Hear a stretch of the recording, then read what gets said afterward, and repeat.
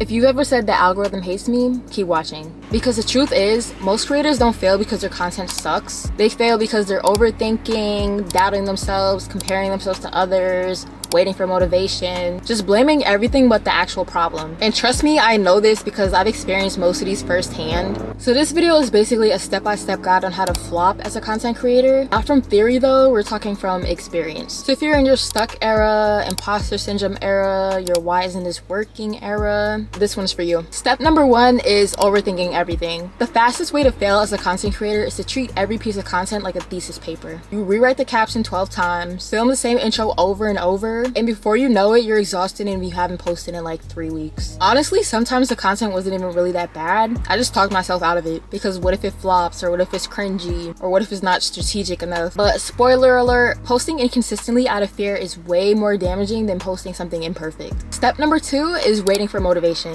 This one is really sneaky because you'll sit there and tell yourself, oh, I'm gonna film when I feel a little bit more creative, or oh, I'm gonna film when I feel like I'm in the right mood. Except that mood never really comes, or it lasts 15 minutes and you waste it on scrolling instead. But discipline as a creator does not look like hustle culture. It looks like doing it anyways, even when it's awkward and even when it's quiet. Step 3 is to compare yourself to people who are definitely 3 to 5 years ahead of you. Why don't my videos look like hers? Why is her stuff so aesthetic and polished? Because she's probably 200 videos in and you're on video number 3?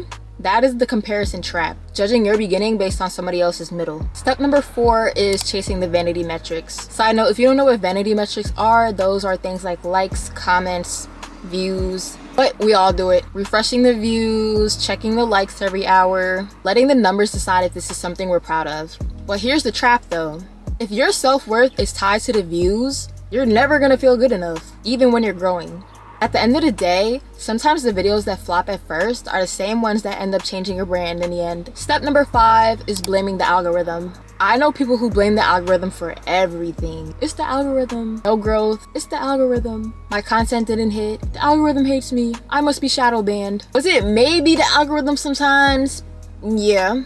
But 90% of the time, it was me not posting consistently, not speaking to anyone specific, or not giving it long enough to actually work. And we all know blaming the algorithm feels way easier than taking responsibility, but it also keeps you powerless. And step number 6, let imposter syndrome keep you silent. This is the biggest one. Feeling like, oh, who am I to talk about this? Like you need to be farther along or more successful to post anything at all. But the truth is, you don't need to be an expert, you just need to be honest. Because people aren't looking for the gurus, they're looking for people they can actually grow with. So now that we got through the things that actually hold you back as a content creator, I wanted to share some of the things that I'm doing differently now. Some of the things that I'm trying now are posting even when it's super awkward and cringy. And I'm also trying to start sharing what I'm learning in real time, not just when I master it. Because at the end of the day, I'm showing up for me and not the algorithm. And I'm focused on building rhythm, not perfection. I definitely still overthink. I still hesitate. I even overthought this video actually, for being honest. But I'm done letting that be the reason that I don't grow as a creator. Because at some point you have to decide, do I want to protect my ego or do I want to build something real? Because if we're being completely honest, I could have been way farther in my content journey than I am right now, but I ended up getting in my own way. So if you're in your flop era, your messy start era,